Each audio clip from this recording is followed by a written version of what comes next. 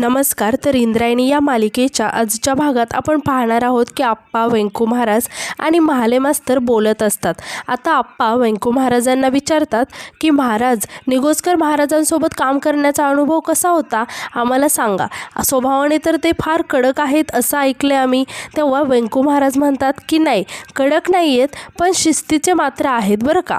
आणि अनुभव तर छानच होता, पण शेवटी कसं आहे आप्पा, चांगलं काम करण्यातच सुख आहे.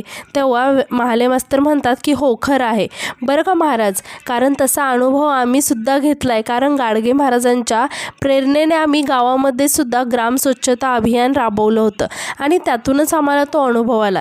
तेव्हा आप्पा म्हणतात की आणि मास्तरांच्या विद्यार्थ्यांनी आपल्या कामातून दाखवून दिलं गावाला की स्वच्छता किती आणि कशी महत्त्वाची आहे ते. आता त्या तिघांचंही लक्ष अचानक एका मोठ्या पोस्टरकडे जातं आणि ते पोस्टर इंदूचं असतं. आता महाले मास्तर खुश होऊन म्हणतात की महाराज, आपल्या इंदूचं केवढं मोठं पोस्टर लागले बघा ना. वेंकू महाराज थोडेसे शॉक होऊन त्या पोस्टरकडे बघत असतात. आता आप्पा म्हणतात की केवढं मोठं पोस्टर आहे महाराज, आपली इंदू हरिभक्त पारायण केव्हा झाली हे कळलंच नाही. तेव्हा महाले मास्तरसुद्धा म्हणतात की हो ना, इंदूचं कीर्तन ऐकताना तुमचाच भास होतो बघा, तोच तो सूर, तीच ती आलापी. महाराज, तुम्ही इंदूवर जे संस्कार केले आहेत ना ते फार छान आहेत आणि कीर्तनाची तयारी इतकी छान करून घेतली आहे ना की अगदी मस्त कीर्तन करते बघा. तेव्हा आप्पासुद्धा म्हणतात की अहो, अशी शिष्या लाभायला सुद्धा भाग्य लागतो गुरुचं. अगदी छानच कीर्तन करते, अभंग ऐकताना भाविक एकदम तल्लीन होऊन जातात. ह्या कीर्तनाला तुम्ही असायला पाहिजे बरं का. यावर वेंकू महाराज मात्र काहीच बोलत नाहीत. आता यानंतर आपण पाहतो की इंदू अभ्यास करत असते. तेव्हाच तिथे मोठ्या बाई इंदूला आवाज देत तिथे येतात. तेव्हा इंदू म्हणते की काय झालं मोठ्या बाई, ते मी अभ्यास करत होते ना. तेव्हा मोठ्या बाई इंदूला म्हणतात की ते दिसते गं मला, पण ते जरा बाजूला ठेव. आणि त्या मोबाईलमध्ये काहीतरी दाखवत इंदूला म्हणतात की हे बघ, इकडे बघ. तेव्हा इंदू मोबाईल बघायला लागते. तेव्हा मोठ्या बाईंच्या मोबाईलमधील स्वतःचा पोस्टर पाहून इंदू खूप खुश होते. आता मोठ्या बाई इंदूला म्हणतात की काय गोड दिसते गं बालकीर्तनकार इंद्रायणी वाडीकर. आता तुम्ही फक्त बालकीर्तनकार नाही आहात, तर फेमस कीर्तनकार झाला आहात. इंदू पोस्टरकडे बघून खूपच खुश असते. तेव्हा मोठ्या बाई म्हणतात की पाहिलंच ना, केवढा मोठा पोस्टर आहे ते. आता फक्त अभ्यास नाही करत बसायचा, तर कीर्तनाची तयारीसुद्धा करायची. आता एवढी माणसं येणार आहे, तुझं कौतुक करणार आहेत, तयारी पण जोरात हवी की नाही. इंदू मात्र स्वतःचं पोस्टर बघण्यामध्ये खूपच हरवून गेलेली असते. आता यानंतर आपण पाहतो की इंदू तिची बॅग भरते आणि आतमध्ये ठेवायला निघणार. तितक्यात आतोबा तिथे येतात आणि इंदूला विचारतात की इंदे, दप्तर घेऊन बाहेर जात असतात गं शाळेत, आणि आता कुठे निघालीस तू आतमध्ये. तेव्हा इंदू म्हणते की काय नाही, ते आतल्या खोलीत दप्तर ठेवत होती, मला जायचं होतं ना कॅरम खेळायला मंदिरात. तेव्हा आतोबा म्हणतात की सोंगटे, अगं कॅरम फिरम नंतर खेळ आणि ती बॅग इकडे दे, असं म्हणून ते इंदूच्या हातातील बॅग घेऊन बाजूला ठेवून देतात आणि म्हणतात की तुझ्या आतोबांनी काय आणले बघ तुझ्यासाठी, डोळे बंद कर बघू. तेव्हा इंदू डोळे बंद करते आणि हळूच थोडेसे डोळे उघडून आतोबांकडे बघायला लागते.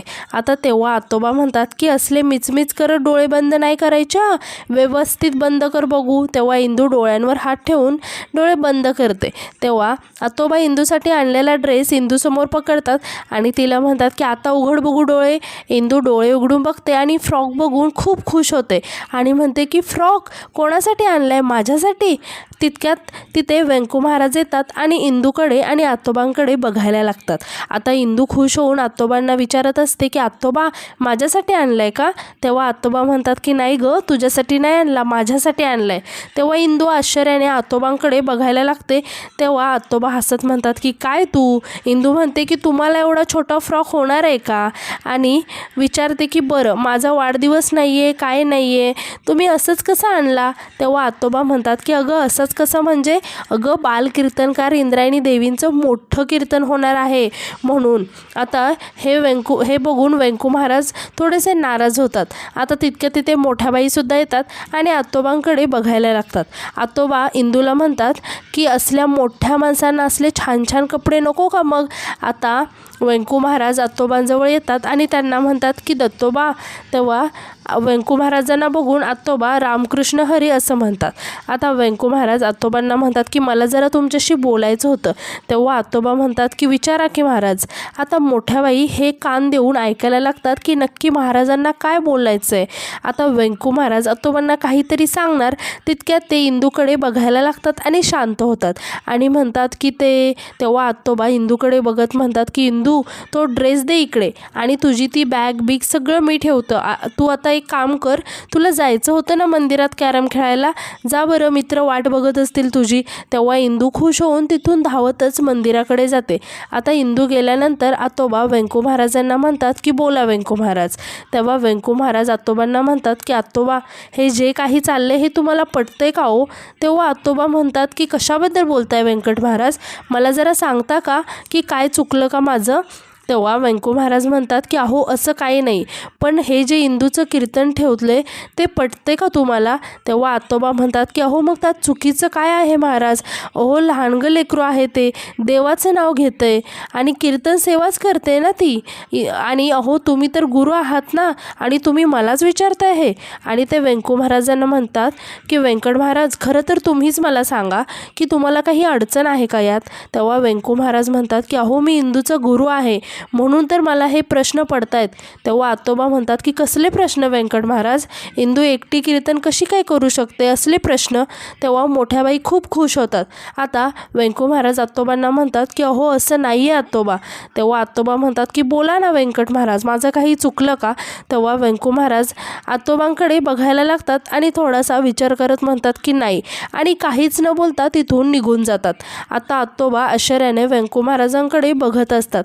आता यानंतर आपण पाहतो की गोपाळ एकटाच बसलेला असतो आणि तो काहीतरी विचार करत असतो आणि त्याला व्यंकू महाराजांचं आणि त्याचं बोलणं आठवत असतं की तो व्यंकू महाराजांना म्हणालेला असतो की मोठ्या बाईंमुळेच आपल्या इंदूचं वागणं बदललं आहे. आणि यावर व्यंकू महाराज गोपाळला ओरडलेले असतात. आता हे आठवून गोपाळ खूपच अस्वस्थ झालेला असतो. तितक्यात त्याचं लक्ष प्रेमनाथकडे जातं. प्रेमनाथकडे बघून गोपाळ थोडासा विचार करतो आणि त्याला काहीतरी सुचतं आणि तो हसायला लागतो. आता प्रेमनाथ गोपाळजवळ येतो आणि त्याला म्हणतो की मेव्हणे साहेब, वाड्यामध्ये लाईट गेली आहे का, झाडाखाली बसला आहात तुम्ही अभ्यासाला, सफरचंद पडायची वाट बघताय का. तेव्हा गोपाळ म्हणतो की नाही, माझं तुमच्याकडे एक काम आहे. प्रेमनाथ आश्चर्याने विचारतो की आमच्याकडे काय काम काढलं. यावर गोपाळ म्हणतो की दाजी मी तुम्हाला एक विचारू का. तेव्हा प्रेमनाथ म्हणतो की विचारा ना. अहो तुम्ही आमचे मेव्हणे साहेब आहात, तुम्ही डायरेक्ट प्रश्न विचारू शकता आम्हाला. विंजे सरकारने काय केलं आहे माहिती आहे का, आपल्या माणसांना हक्क दिला आहे, डायरेक्ट तुम्ही विचारा. गोपाळ म्हणतो की तुम्ही असं का केलं आहे माहिती आहे का, कारण तुम्ही खूप मोठ्या मनाचे आहात. यावर प्रेमनाथ खुश होऊन म्हणतो की मोठ्या मनाचे आहोतच आम्ही, पण याची जाणीव तुम्हाला आत्ता कशी काय झाली, काही खास कारण आहे का. तेव्हा गोपाळ इकडे तिकडे बघत म्हणतो की अहो कारण म्हणजे दाजी मला काय वाटतं माहिती आहे का, तुमच्यावर अन्याय होतोय. प्रेमनाथ आश्चर्याने विचारतो की अन्याय, कसला अन्याय. आणि म्हणतो की म्हणजे मोठ्या माणसांवर अन्याय होत असतो, त्यांना ते सहन करावं लागतं, पण तुम्ही नक्की कशाबद्दल बोलताय. गोपाळ सांगतो की माझ्या असं कानावर आलं आहे की मोठ्या बाईंनी तुम्हाला पैसे दिले. तेव्हा प्रेमनाथ वैतागून म्हणतो की नाही दिले ना आणि परत घाबरून थोडंसं शांत होतो. गोपाळ म्हणतो की याच्याबद्दलच बोलतोय मी, किती मोठा अन्याय आहे हे, मला तर सहनच झालं नसतं बघा. प्रेमनाथ म्हणतो की गोपाळ महाराज तुम्ही काय बोलताय, मला काहीच समजत नाही. आणि विषय चेंज करत म्हणतो की मला सांगा तुम्ही कसला अभ्यास करताय. आणि पुस्तकाकडे बघून म्हणतो की अरे वा भूगोल, चांगलं आहे करा, म्हणजे त्याच्यामुळे समजतं की कुठे काय पिकतं आणि कितीला विकतं असं म्हणून तो तिथून जायला लागतो. तेव्हा गोपाळ त्याला थांबवत म्हणतो की दाजी तुम्ही विषय बदलताय, बघा मी तुमच्या भल्याचाच विचार करतोय, मी जे काही बोलतोय ना ते बरोबरच बोललोय, काय चुकलं माझं. प्रेमनाथ घाबरत विचारतो की आम्हाला सांगा हे तुम्हाला कसं काय समजलं. यावर गोपाळ हसत म्हणतो की दाजी तुम्हाला कसं सगळ्यांचं सगळं समजतं तसंच आम्हाला तुमचं माहिती आहे. प्रेमनाथ थोडासा टेन्शनमध्ये येतो आणि म्हणतो की आम्ही निघतो, आम्हाला थोडंसं काम आहे, असं म्हणून तो तिथून जायला लागतो. आता गोपाळ त्यांना थांबवत मोठ्याने म्हणतो की मी तुमची मदत करू शकतो जर तुम्हाला गरज असेल तर. तेव्हा प्रेमनाथ म्हणतो आणि थांबतो. आणि गोपाळ प्रेमनाथला म्हणतो की इंदूच्या कीर्तनाचं 40,000 ठरवले आहेत ना. तेव्हा प्रेमनाथ मोठ्याने हसायला लागतो आणि म्हणतो की गोपाळ महाराज आत्ताच तर बोललात ना की तुम्हाला आमचं सगळं कळतं, हाफ चड्डी आणि हाफ नॉलेज, काय माहिती नाही आहे तुम्हाला. अहो 40,000 तर ॲडव्हान्स आहे. गोपाळ आश्चर्याने विचारतो की मग ठरले आहेत किती. प्रेमनाथ सांगतो की 75 75,000 आणि परत घाबरून शांत होतो आणि म्हणतो की हे बघा, चुकून बोललं गेलं, हे पुसून टाका डोक्यातून ते सगळं, कोणाला बोलू नका, हे फक्त आपल्या दोघांमध्ये राहू द्या, कोणाला काहीच सांगू नका. गोपाळ म्हणतो की हे जर सिक्रेट ठेवायचं असेल ना तर तुमचा यापुढचा सगळा प्लॅन मला सांगावा लागेल. प्रेमनाथ विचारतो की आणि नाही सांगितलं तर? यावर गोपाळ म्हणतो की नाही सांगितलं तर काय, अहो सगळ्या गावाला तर कळेलच, पण सगळ्यात आधी बाबांना कळेल, आणि बाबांना जर हे कळालं ना की तुम्ही कीर्तन सेवेचे पैसे घेता, त्यातून पैसे छापता, मला नाही वाटत की मग बाबा तुम्हाला सोडतील. प्रेमनाथ घाबरून म्हणतो की ब्लॅकमेल करत आहात का तुम्ही आम्हाला?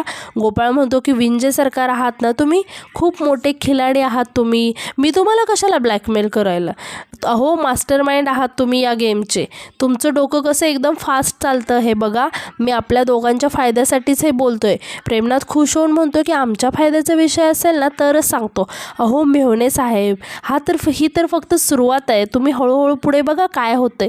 बालकीर्तनकार इंद्रायणी वाडीकर यांच्या दुकानाची ही फक्त सुरुवात आहे. हा बिझनेस असा खूप तेजीने पुढे जाणार आहे, पैशांचा पाऊस पडणार आहे, पाऊस. अहो 1000 पासून सुरुवात झाली होती, लाखाच्या घरात गेला आहे आकडा, 75,000 तर फक्त नांदी आहे. तर दुसरीकडे आपण पाहतो की मोठ्या बाई स्वतःशीच बोलत असतात की नांदी संपून पहिला अंक सुरू व्हायची वेळ झाली आहे. व्यंकट भाऊजी इतिहास साक्षी आहे. भडकलेल्या अग्नीचा, खवळलेल्या पाण्याचा आणि शांत बसलेल्या मोठ्याबाईंचा नाद करायचा नाही, परिणाम वाईट होतील. दत्तोबापासून सुरुवात केली आहे मी, आता लवकरच तुम्हाला सुद्धा तुमच्या कर्माची फळे भोगावीच लागतील. माझ्या नवऱ्याची हक्काची गादी गिळली, त्याची किंमत तुम्हाला मोजावीच लागणार आहे, असं म्हणून त्या पैशांकडे बघून खूप खुश होतात आणि पैशांनी वारा घ्यायला लागतात आणि म्हणतात की आता थोड्या दिवसांनी असं पैशांनी वारा घ्यायला मला बायका ठेवावं लागतील ना. आणि परत विचार करत म्हणतात की मग AC काय कामाचा, असाच सगळीकडे AC बसवून घेईन मी आणि एका बोटावरती सगळीकडे थंडगार वाऱ्याला नाचवेन. तितक्यात आदू मोठ्याने मोठ्याबाईंना आवाज देत तिथे येतो. आता मोठ्याबाई लगेच हातातील पैसे लपवून ठेवतात. आदू मोठ्याबाईंजवळ येतो आणि म्हणतो की आई मला गम पाहिजे होता. तेव्हा मोठ्याबाई हसत म्हणतात की आई आनंदामध्ये आहे आणि तुला कशाला पाहिजे गम? आदू सांगतो की अगं आई, तो हिंदीवाला गम नाही, डिंक पाहिजे होता मला, डिंक, पैसे हवे आहेत मला. मोठ्याबाई लपवलेल्या पैशातून पैसे देणार, तितक्यात त्या घाबरून थांबतात आणि म्हणतात की जा तिथे ड्रॉवरमधून घे. मग आदू पैसे घेऊन तिथून जायला लागतो आणि विचारतो की आई या पैशातून इंदूसाठी पण चॉकलेट घेऊ का? तेव्हा मोठ्याबाई नाईलाजानं म्हणतात की हो घे, पण तुझ्यासाठी मोठं घे. मग आदू तिथून आनंदाने निघून जातो. आता मोठ्याबाई स्वतःशीच म्हणतात की अधोक्षज गोविंद महाराज दिग्रजकर यांचा वारसदार आहेस तू, तुझ्या वडिलांना काही गादी मिळाली नाहीये, पण तुला मात्र मी गादीवरती बसवेन म्हणजे बसवेनच. तर इकडे आपण पाहतो की प्रेमनाथ म्हणतो की पैशांचा फक्त पाऊस पडणार आहे. तेव्हा गोपाळ म्हणतो की पण दाजी यात तुमचा काय फायदा आहे, एवढ्या पैशांच्या पावसात तुम्ही कोरडेच. आणि म्हणतो की माझ्याकडे एकदम जालिम उपाय आहे, हा अन्याय मिटाव. आणि विचारतो की तुम्हाला पाहिजे का? यावर प्रेमनाथ हसत म्हणतो की उद्याचा डॉक्टर आता इलाज करणार, सांगा काय आयडिया आहे तुमची? गोपाळ म्हणतो की मला सांगा, हे जे कीर्तनातून पैसे येतात किंवा ॲडव्हान्स येतो ते सगळं मोठ्याबाई कुठे ठेवतात? तेव्हा प्रेमनाथ म्हणतो की ते मी तुम्हाला कशाला सांगू, तुम्हाला सांगितलं आणि उद्या तुम्ही पैसे उडवले तर मग? यावर गोपाळ म्हणतो की उडवणार, पैसे उडवणारच मी, तिथून पैसे उडवणार आणि तुमच्याकडे आणणार, पण फक्त पहिल्यांदा मी फ्रीमध्ये काम करणार. प्रेमनाथ खुश होऊन विचारतो की खरंच? गोपाळ म्हणतो की हो, तुमचा वाटा तुमच्यापर्यंत सेफमध्ये येईल, पण सांगितल्याप्रमाणे पहिल्यांदा फ्रीमध्ये काम करणार, त्याच्यानंतर. इकडे तिकडे बघत म्हणतो की पण मला ना एक खारीचा वाटा पाहिजे. की यावर प्रेमनाथ म्हणतो की ठीक आहे आणि सांगतो की तुम्हाला मोठ्याबाईंच्या खोलीमधलं कपाट माहिती आहे का? आणि तो गोपाळला मोठ्याबाईंनी पैसे कुठे ठेवले आहेत ते सांगायला लागतो. आता यानंतर आपण पाहतो की इंदू विठुरायासमोर उभी असते आणि तिने करिश्माला धक्का दिलेलं आठवत असतं आणि यावर व्यंकू महाराज तिला ओरडलेलं आठवतं. तसेच तिला आठवतं की मोठ्याबाई म्हणाल्या होत्या की गावात व्यंकट महाराज एकटेच चांगले कीर्तनकार होते, पण आता तू सुद्धा कीर्तन करते, कीर्तनामध्ये तू त्यांची वाटेकरी झाली. ही गोष्ट कदाचित व्यंकट महाराजांना आवडत नसेल, म्हणून कदाचित त्यांची जागा तू घेऊ नये, म्हणून त्यांनी तुझं एकादशीचं कीर्तन कॅन्सल केलं असेल. हे सगळं आठवून इंदू थोडीशी नाराज होते आणि ती विठुरायाला म्हणते की काय असं बघतोयस, तुला सगळं कळतं ना? मग मला सुद्धा कळतं माझ्या आजूबाजूला काय चाललंय ते, पण ते लोकांना कळत नाही की मला हे सगळं कळतं म्हणून. आता मला हे सगळं व्यवस्थित पार पाडायचं बळ दे, असं म्हणून म्हणून ती हात जोडून डोळे मिटून विठुरायाकडे प्रार्थना करायला लागते. तितक्यात कोणीतरी मंदिरात येतं आणि राम कृष्ण हरी माऊली असं इंदूला म्हणतं. आता इंदू त्यांच्याकडे बघायला लागते आणि त्यांना पाहून खूप खुश होते. आणि आजचा भाग इथेच संपतो. धन्यवाद.